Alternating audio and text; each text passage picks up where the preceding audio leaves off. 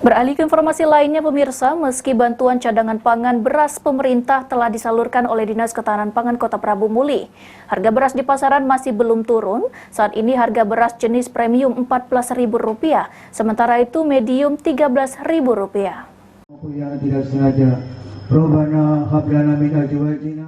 Bantuan cadangan pangan beras pemerintah atau CBP yang dibagikan ke keluarga penerima manfaat di Prabu Muli sebelumnya sudah di-launching pada September 2023.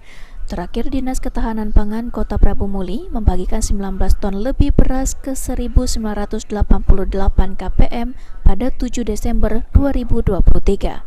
Meski sudah disalurkan bantuan, Kadis Ketahanan Pangan Kota Prabu Muli, Suranti, mengakui harga beras di pasaran belum juga turun atau masih di kisaran Rp13.000 sampai Rp14.000 per kilogramnya.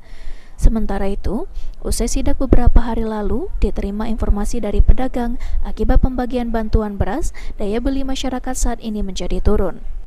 Kalau harga beras turun ini kan memang dari sananya kan memang posisi sekarang kan lagi nggak ada panen, nggak ada ini gitu.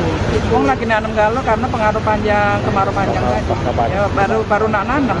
Artinya sampai berapa lama kita melakukan bagi-bagi beras biar ini berpengaruh bisa turun? Nah, kalau kita Desember satu kali lagi.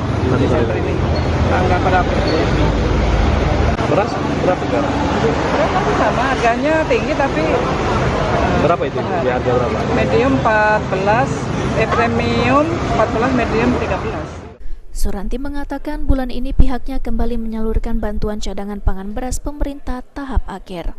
Kadis Ketahanan Pangan menambahkan pihaknya menjamin ketersediaan beras aman jelang Natal dan Tahun Baru 2024. Beni Firdaus, PAL TV.